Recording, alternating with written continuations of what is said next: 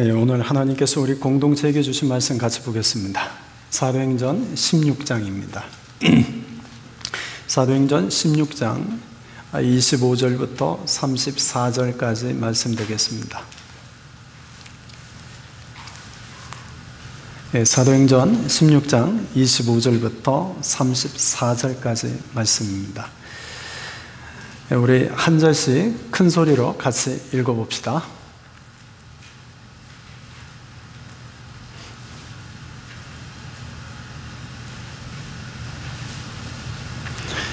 와이파이가 잘 안 돼가지고 이거 화면이 늦게 넘어가니까 이해를 해주세요. 자, 읽겠습니다. 한밤중에 바울과 실라가 기도하고 하나님을 찬송하며 죄수들이 듣더라.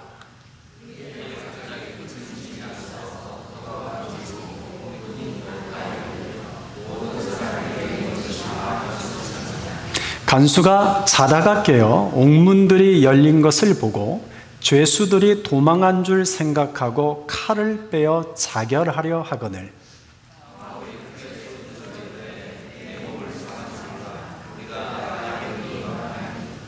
간수가 등불을 달라고 하며 뛰어들어가 무서워 떨며 바울과 실라 앞에 엎드리고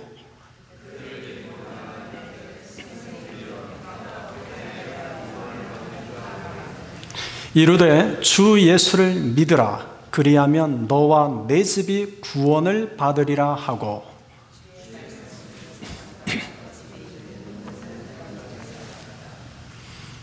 그 밤 그 시각에 간수가 그들을 데려다가 그 맞은 자리를 씻어주고 자기와 그 온 가족이 다 세례를 받은 후 그들을 데리고 자기 집에 올라가서 음식을 차려주고 그와 온 집안이 하나님을 믿음으로 크게 기뻐하니라.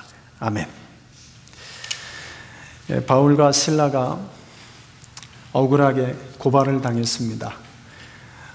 바울과 실라가 고발을 당했을 뿐만 아니라 심한 매질을 당했습니다. 그리고는 빌립보 지하 감옥 깊은 곳에 갇혔습니다. 두 발에는 착고가 채워졌습니다. 그런데 한밤중에 되었을 때 바울과 실라는 하나님을 기도하기 시작했습니다. 또 하나님을 찬송하기 시작했습니다. 그 내용이 25절입니다. 바울과 실라가 하나님께 기도하고 하나님을 찬송한 그 시각이 우리 눈에 들어옵니다. 그것은 한밤중에입니다. 이 한밤중에라는 것은 모두가 다 잠든 깊은 밤입니다. 그런데 이 한밤중에라는 표현은 시간적인 의미이기도 하지만 상징적인 의미이기도 합니다. 적어도 빌립보 감옥에 갇혀있는 죄수들에게는 그 인생의 한밤중을 상징하는 시간이기도 합니다. 그러니 이 한밤중은 시간적인 의미뿐만 아니라 지금 빌립보 감옥에 있는 바울과 실라 또 그곳에 있는 모든 죄수들에게 해당되는 인생의 한밤중이기도 합니다. 빌립보 감옥은 지하 감옥입니다. 근데 여러분 2000년 전에 이 지하 감옥이라는 데는 화장실이 없었습니다. 그러니 죄수들이 대소변을 그 감옥 안에 그대로 배설합니다. 그리고 온몸에 노폐물들이 그 감옥 안에서 뒤엉켜 있습니다. 그러니 여러분 상상해 보십시오. 누가 제대로 청소를 하겠습니까? 그 감옥은 더럽고 불결하고 온갖 악취가 진동하는 것입니다. 그래서 당시에 이런 지하 감옥에서 갇힌 죄수들은 감옥에서 죽는 자들이 많았습니다. 그 죽었던 이유는 고난을 심하게 받아서 또는 매질을 심하게 당해서 죽은 것이 아니라 몸에 난 상처가 있는데 그 상처에 더러운 균이 감염되어서 죽는 자들이 많았습니다. 그러니 지하 감옥에 갇혔다는 것은 이제 인생에 희망이 없는 누구라도 죽음을 목전에 두고 있는 인생의 한밤중과 같은 것입니다. 그 한밤중에 바울과 실라가 기도하기 시작한 겁니다. 그 한밤중에 바울과 실라가 찬송하기 시작한 겁니다. 그러자 26절입니다. 같이 읽읍시다. 이에 갑자기 큰 지진이 나서 옥토가 움직이고 문이 곧 다 열리며 모든 사람의 매인 것이 다 벗어진지라. 여러분, 우리가 주목해야 될 단어는 갑자기라는 단어입니다. 이 갑자기로 번역된 헬라어 단어는 아프노라는 단어인데, 이 단어의 본뜻은 기대하지 않았는데 라는 뜻입니다. 여러분, 지금 바울과 실라가 한밤중에 하나님께 기도하고 하나님을 찬양할 때 기대하지 않았다는 겁니다. 한밤중에 이 감옥에서 우리를 풀어주십시오, 이 감옥에 갇혀있는 우리를 살려주십시오 라고 기도한 것이 아니라는 겁니다. 그러면 바울과 실라는 그 감옥에서 왜 기도하고 찬양했을까요? 빌립보에서 데살로니가 교회에 써보낸 바울의 편지가 우리가 요즘 새벽마다 살펴보고 있는 데살로니가 전서입니다. 그 데살로니가 전서 5장 16절부터 18절까지를 보면 그 이유가 이렇게 적혀 있습니다. 데살로니가 전서 5장 16절부터 18절 우리 같이 한번 읽어봅시다. 항상 기뻐하라, 쉬지 말고 기도하라, 범사에 감사하라. 이것이 그리스도 예수 안에서 누구를 향한, 너희라고 하지 말고 나를 향한이라고 해보시죠. 이것이 누구를 향한? 나를 향하신 하나님의 뜻이니라. 바울은 지하 감옥에 갇혔습니다.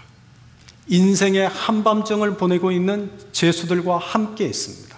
그런데 그 시각 바울은 무엇을 해야 될 줄 알았습니다. 그것은 하나님의 뜻을 따라 기도하고 찬송하고 기뻐하고 감사한 것입니다. 여러분, 우리가 이런 상황에 처했다면 우리가 기도할 수 있겠습니까? 우리가 이런 상황에 처했다고 한다면 우리가 감사할 수 있겠습니까? 우리가 이런 상황에 처했다면 기뻐할 수 있겠습니까? 하나님을 찬양할 수 있겠습니까? 그런데 바울은 기도하고 찬송하고 기뻐하고 감사했습니다. 이것이 나를 향하신 하나님의 뜻이라는 것을 알았기 때문입니다. 그런데 바울과 실라가 전혀 기대하지 않았는데 한밤중에 하나님께 기도하고 하나님을 찬송하는 그때 갑자기 전혀 기대하지 않았던 일이 일어났습니다. 큰 지진이 났고 옥토가 흔들렸고 그리고 옥문들이 열렸습니다.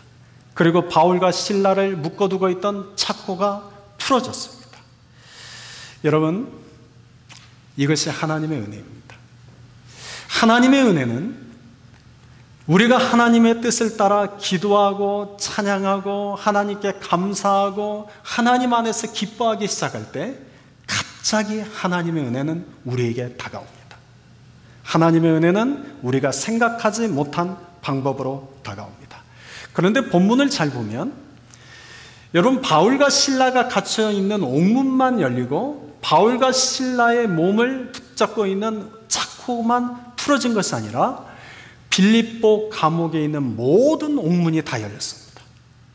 그리고 빌립보 감옥에 있는 모든 죄수들의 착고가 다 풀어졌습니다.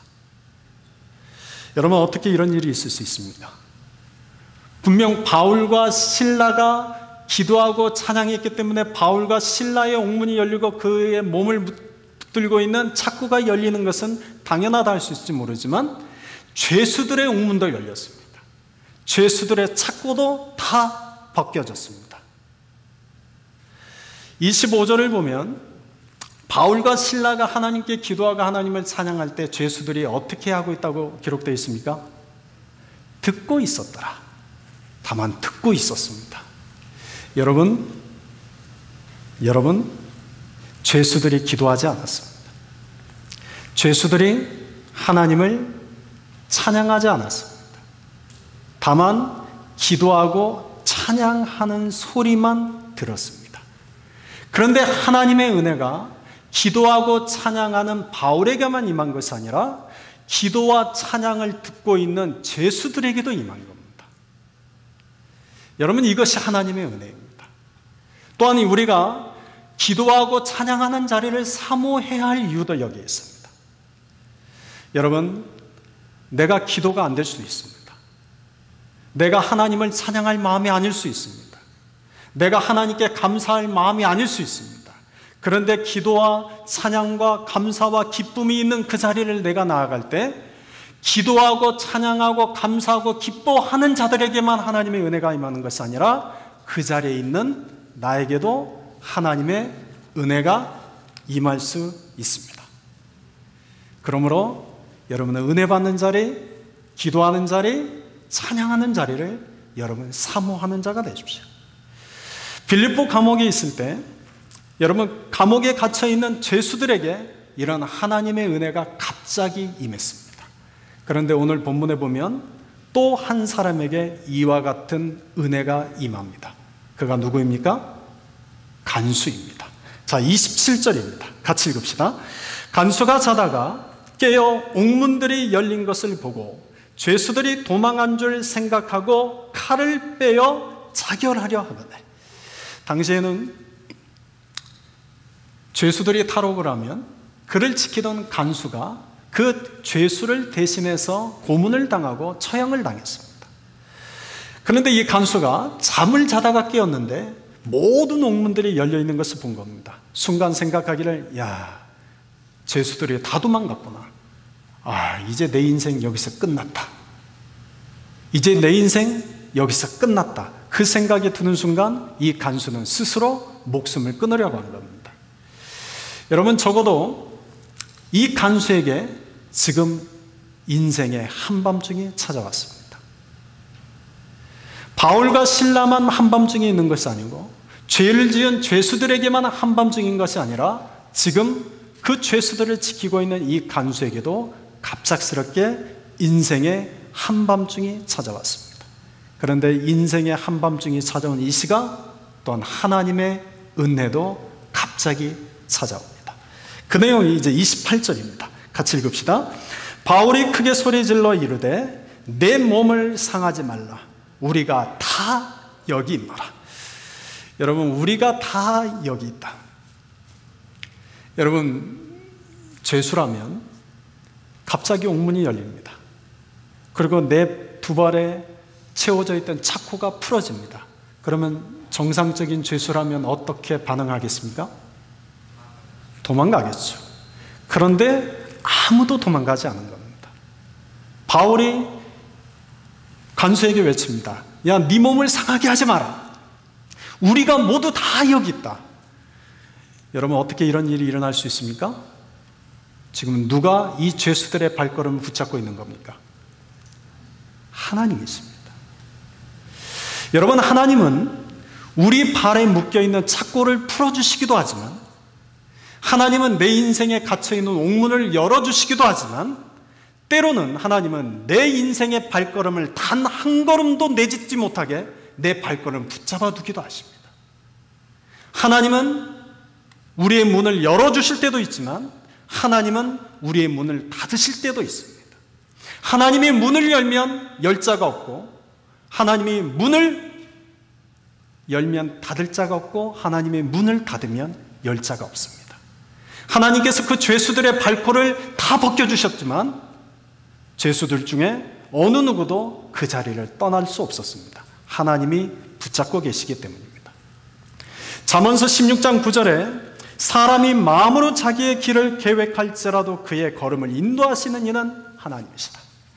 또 우리가 요즘 새벽마다 매일 읽고 있는 예레미야서 10장 23절을 보면 여호와여 내가 알거니와 사람의 길이 자신에게 있지 아니하니 걸음을 지도함이 걷는 자에게 있지 아니함이라.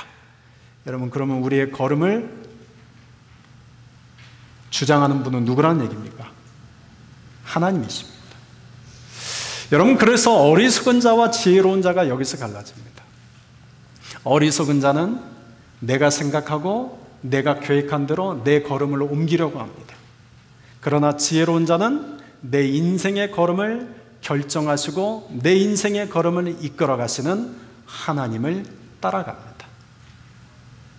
지혜로운 사람, 어리석은 사람의 차이가 여기 있습니다. 29절 30절입니다. 같이 읽읍시다. 간수가 등불을 달라고 하며 뛰어들어가 무서워 떨며 바울과 실라 앞에 엎드리고 그들을 데리고 나가 이르되 선생들이여 내가 어떻게 하여야 구원을 받으리까 하거늘. 여러분, 갑작스럽게 이 간수에게는 인생의 한밤이 찾아왔습니다. 그런데 그때 또다시 갑작스럽게 하나님의 은혜도 찾아왔습니다.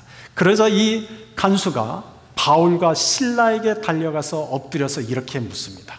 내가 어떻게 하여야 구원을 받으리까? 여러분, 이런 질문은 아무나 할 수 있는 것이 아닙니다. 여러분 생각해 보십시오.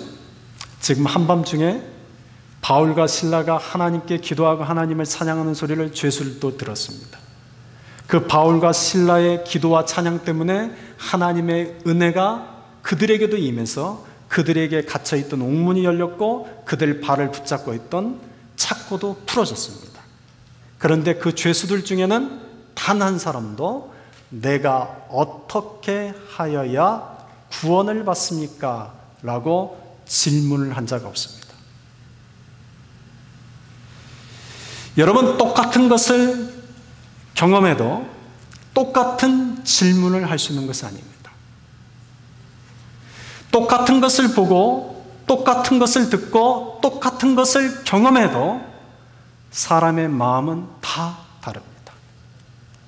죄수들은 모두 다 하나님이 행하시는 것을 보았습니다. 바울과 실라가 인생의 한밤중에 하나님을 기도하고 찬양하는 소리를 들었고 그 기도와 찬양할 때 갑자기 하나님의 은혜가 어떻게 임하는지를 다 경험했습니다. 그런데 어느 누구도 내가 어떻게 하여야 구원을 받을 수 있습니까? 라고 질문을 던지는 죄수는 하나도 없습니다. 오직 간수 한 사람만이 내가 어떻게 하여야 구원을 받을 수 있습니까? 라는 이 질문을 던졌습니다. 그러면 여러분, 왜 다른 죄수들은 아무도 이 질문을 던지지 않았는데 왜 그 간수만 내가 어떻게 하여야 구원을 받을 수 있습니까? 라고 질문을 했을까요? 그것은 여러분, 그 간수는 하나님이 구원하시기로 택하시고 예정하신 자이기 때문입니다. 에베소서 1장 4절 5절에 보시면 곧 창세전에 그리스도 안에서 우리를 택하사 우리로 사랑 안에서 그 앞에 거룩하고 흠이 없게 하시려고 그 기쁘신 뜻대로 우리를 예정하사 예수 그리스도를 말미암아 자기의 아들들이 되게 하셨습니다. 여러분, 오늘 우리가 왜 이 자리에 와 있습니까? 우리가 오늘 왜 이 말씀을 듣고 있습니까? 하나님이 그리스도 예수 안에서 우리를 택하시고 예정하셨기 때문입니다. 여러분, 이것을 믿으십니까? 그렇다면 오늘 창세전에 그리스도 예수 안에서 택하시고 예정하신 그 간수가 내가 어떻게 하여야 구원을 받으리까? 라고 했던 이 질문은 오늘 우리의 질문이기도 합니다. 그러니 여러분, 이제는 여러분이 이렇게 한번 물어보십시오. 내가 어떻게 하여야 구원을 받으리까? 여러분이 한번 물으시겠습니까? 시작. 택하신 자만이, 예정된 자만이 이 질문을 할 수 있습니다. 내가 어떻게 하여야 구원을 받으리까? 그러자 그에 대한 답변이 31절입니다. 이르되 주 예수를 믿으라. 그리하면 너와 내 집이 구원을 받으리라 하고. 여러분, 오늘 본문에서 가장 중요한 구절입니다. 여러분이 앞에서 했던 모든 내용은 다 잊어버려도 좋습니다. 그런데 적어도 오늘 이 한 말씀은 꼭 가슴에 새기시기를 바랍니다. 여러분, 믿음을 통해서 우리는 구원을 받습니다. 경험을 통해서 구원받지 않습니다. 빌립보 감옥에 죄수들이 있습니다. 그런데 그 죄수들은 하나님의 은혜를 보았습니다. 하나님의 은혜를 체험했습니다. 그런데 그 죄수들 중에 어느 누구도 그 마음에 예수님을 믿는 믿음이 없습니다. 그렇다면 여러분, 이 빌립보 감옥에 갇혀있던 그 죄수들은 구원받은 자입니까? 아닙니까? 많은 사람들이 착각하는 것이 여기 있습니다. 내가 교회를 다니면 구원받았다고 생각하는 겁니다. 내가 어떤 은혜를 체험하거나 또는 내가 남에게 자랑할 만한 어떤 신비한 영적인 체험을 하면 내가 구원받은 것으로 스스로 착각하는 것입니다. 여러분, 죄수들은 믿음이 없었습니다. 그런데 하나님을 기도하고 하나님을 찬양하는 그 자리에서 그 소리를 들을 때 그들에게도 하나님의 은혜가 임했습니다. 그러나 그들은 구원받지 못한 자들입니다. 우리가 인생에서 어떤 것을 경험하고 우리가 인생에서 어떤 은혜를 체험했다 할지라도 내 마음에 주 예수를 믿는 이 믿음 없으면 우리는 구원받는 자가 아닙니다. 주 예수를 믿으라. 그리하면 너와 내 집이 구원을 받으리라. 여러분은 이 주 예수를 믿으라는 이 말씀 앞에 아멘이라고 답변할 수 있겠습니까? 여러분, 우리가 이 믿음에 대해서 조금만 더 생각해 봅시다. 여러분, 우리가 믿는다는 것은 크게 두 가지입니다. 누구를 믿느냐와 무엇을 믿느냐입니다. 그런데 내가 누구를 믿느냐에 따라서 무엇을 믿느냐가 결정이 됩니다. 많은 이들이, 여러 종교인들이 다 저마다 자기들이 믿는 신이 있습니다. 그리고 그들은 다 한결같이 자기들은 다 구원을 이야기합니다. 그런데 여러분, 진정한 내 인생의 구원, 내가 무엇을 믿느냐, 우리에게 무엇을 주느냐는 누구를 믿느냐에 따라 결정이 납니다. 그래서 바울이 내가 어떻게 하여야 구원을 받으리까? 이 질문에 단 한마디만 던집니다. 주 예수를 믿으라. 그리하면 너와 내 집이 구원을 받으리라. 여러분, 그런데 여기서 이제 중요한 것이 있습니다. 우리는 모두 다 내가 예수님을 믿는다고 생각합니다. 여러분은 예수님을 믿으십니까? 물으면 교회를 다니는 분들의 99%는 네, 믿습니다라고 대답을 합니다. 그런데 내가 진정 예수님을 믿는지 안 믿는지 여러분, 그 내 믿음이 어떻게 증명될 수 있습니까? 여러분, 믿음은 증명되는 것입니다. 믿음은 증명되지 않는 믿음은 참 믿음이 아닙니다. 여러분, 믿는다는 것은 증명되는 것입니다. 그래서 믿는다고 할 때 여러분 두 가지를 기억하십시오. 하나는 여러분, 믿는다는 것은 명사가 아니라 동사입니다. 뭐라고요? 믿는다는 것은 명사가 아니라 동사입니다. 제가 믿음의 조상 아브라함을 예를 들어서 설명해 보겠습니다. 여러분, 믿음의 조상 아브라함이 하란에 살고 있을 때 하나님이 찾아오셔서 그에게 두 가지 말씀을 주십니다. 첫 번째 말씀이 뭐냐면 친척 본토 아비집을 떠나 내가 너에게 지시할 땅으로 가라. 떠나가라는, 행하라는 명령의 말씀을 주십니다. 그리고 나서 두 번째 주시는 말씀이 내가 너를 축복하고 너를 복이 되게 하겠다. 다시 말하면 너를 복의 근원이 되게 하겠다. 너를 축복의 통로가 되겠다. 이런 약속과 축복의 말씀을 주십니다. 하나님이 아브라함에게 행하라는 명령의 말씀과 약속과 축복의 두 말씀을 동시에 주셨습니다. 그래서 아브라함이 이 약속과 축복의 말씀을 붙들고 떠나가라는, 행하라는 말씀을 따라 떠나갑니다. 그런데 여기서 만일 여러분, 아브라함이 내가 너를 축복하고 너는 복이 될지라는 약속과 축복의 말씀만 믿고 떠나가라고 하는, 행하라는 이 말씀을 지키지 않았다면, 떠나가라는 이 말씀대로 행하지 않았다면 여러분, 아브라함은 믿음의 조상이 될 수 있었을까요? 없었을까요? 여러분, 믿는다는 것은 바로 믿는 것에 끝나는 것이 아니라 행함으로 이어지는 겁니다. 믿는다는 것은 내 마음속으로 내가 믿기 때문에 그것으로 끝나는 것이 아니라 내가 예수님을 믿기 때문에 그 믿음 때문에 뭔가를 행하기 시작하는 겁니다. 믿음은 명사가 아니라 동사입니다. 그래서 야고보서에서 보면 2장 17절에 이와 같이 행함이 없는 믿음은 그 자체로 죽은 믿음이라. 또 이 야고보서 1장 22절을 보면 너희는 말씀을 행하는 자가 되고 듣기만 하여 자신을 속이는 자가 되지 마라. 여러분, 여기에 우리의 실체가 그대로 드러납니다. 여러분, 우리 교인들은 그러지 않습니다. 그런데 많은 그리스도인들이 이 말씀 앞에 자신의 실체가 그대로 드러납니다.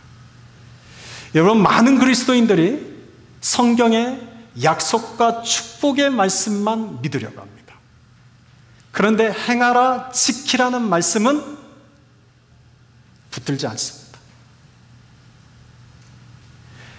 약속과 축복의 말씀만 붙들지 행하고 지키라는 말씀은 행하지도 않고 지키지도 않습니다. 그러나 이 믿음은 어떤 믿음입니까? 죽은 믿음입니다. 그래서 행하지 않는 것은 자기 자신을 속이는 것이라. 여러분, 믿음은 내가 예수님을 믿는다고 해서 그걸로 대치이 아닙니다. 예수님을 믿기 때문에 이제는 내가 그 믿는 예수님을 따라 살아가는 것입니다. 이제는 그 예수님을 위해서 내가 뭔가를 행하기 시작하는 것입니다. 믿음은 명사가 아니라 동사이기 때문입니다. 두 번째, 여러분, 믿는다는 것은 대가를 치르는 것입니다. 토저 목사님이라는 분이 있습니다. 이 토저 목사님이라는 분이 Success and the Christian 이라는 책을 썼는데 한국말로는 이것이 성공이다 라고 번역되어 있습니다. 그런데 그 책에 보면 그분이 이런 내용을 적고 있습니다. 당신은 예수님을 믿는가? 예수님을 믿는 것은 아름답고 귀한 일이지만 그것이 거저 주어지는 것은 아니다. 거기에는 반드시 대가가 따른다. 유감스럽게도 대부분의 그리스도인들은 이 대가를 지불하려고 하지 않는다. 그렇기 때문에 그들은 그렇고 그런 수준에 머물러 있는 것이다. 여러분, 예수님을 믿는 데 있어서도 대가를 치러야 된다는 겁니다. 여기서 내 마음에 거부감이 드는 분이 있을 수 있죠.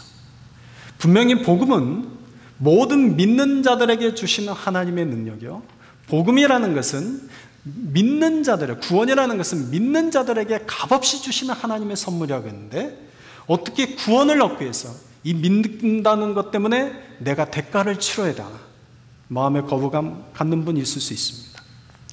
근데 이 말씀은 이런 의미입니다. 여러분, 내가 예수님을 믿기 때문에 내 삶에서 예수님을 위해서 버려야 할 것이 있습니다. 내가 예수님을 믿기 때문에 이제는 그 예수님을 위해서 내 인생에서 포기해야 하는 대가를 치러야 될 것이 있습니다. 내가 예수님을 믿는다고 하면서도 내 인생에 버려야 될 것, 내 인생에서 포기해야 될 것을 버리지 않고 포기하지 않는다면 그것은 예수님을 믿는다고 말은 하지만 사실은 그는 예수님을 믿지 않는 것입니다.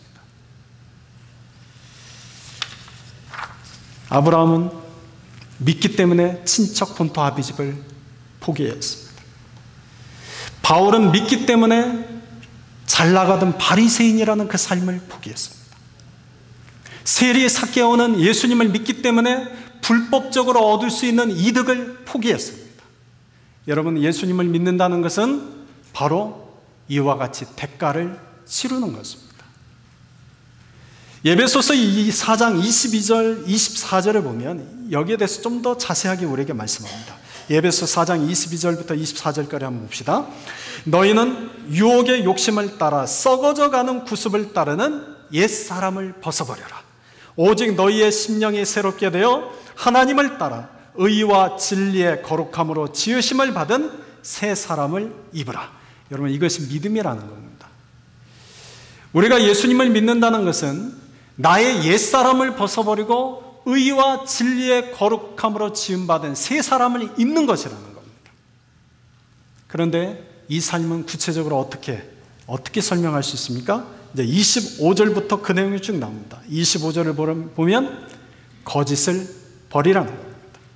26절에서는 분을 내어도 죄를 짓지 말라는 겁니다. 마귀에게 틈을 주지 말라는 겁니다. 28절에 보면 도둑질하고 속이지 말라는 겁니다. 가난한 자들에게 구제를 베풀라는 겁니다. 또 29절에 너희 입에서는 더러운 말을 말하지 말고 은혜로운 말을 하라는 겁니다.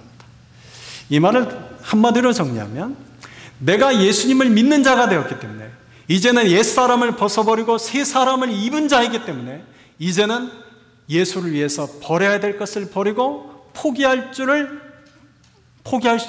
있는 것을 포기할 줄 아는 대가를 치르라는 것입니다. 여러분, 예수님을 믿으십니까? 예수님을 믿으십니까? 제 설교를 제대로 들었으면 쉽게 대답하기 어렵습니다. 다시 물을게요. 여러분, 주 예수를 믿으십니까? 예수님을 믿기 때문에 이제는 그 예수님을 따라가는 자가 되는 것입니다. 예수님을 믿기 때문에 내 삶에서 버려야 될 것을 버리고 포기해야 될 것을 포기할 줄 아는 대가를 치르는 것입니다. 이런 자가 진정 예수님을 믿는 자입니다. 저는 우리 교회 성도님들이 나는 예수님을 믿기 때문에 아무것도 안 하는 자가 되지 않기를 바랍니다. 스스로를 자기를 속이는 것입니다. 여러분, 내가 예수님을 믿는 자이기 때문에 예수님을 믿기 때문에 이제는 예수님을 위해 뭔가를 하려 하는 자가 되는 것입니다. 내가 예수님을 믿기 때문에 그 예수님이 싫어하시고 예수님이 원하시지 않는 것을 내 삶에서 작은 것 하나라도 버리려 하고 포기할 줄 아는 대가를 치르는 자가 되는 것입니다. 그럴 때 진정 너와 내 집이 구원을 받으리라. 아멘입니다. 오늘 말씀을 마무리하고 마치겠습니다. 여러분, 우리 인생에 많은 은혜가 찾아옵니다. 그런데 우리 인생에 찾아오는 많은 은혜 중에서 가장 크고 중요한 은혜는 구원이라는 은혜입니다.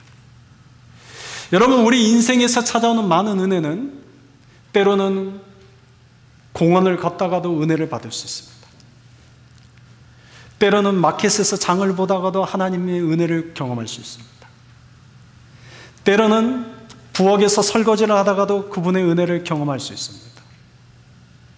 때로는 기도하고 찬양하는 그 자리에 그냥 있었는데 갑자기 내 인생에 답답했던 마음이 풀어지고 내가 형용할 수 없는 은혜를 경험할 수 있습니다.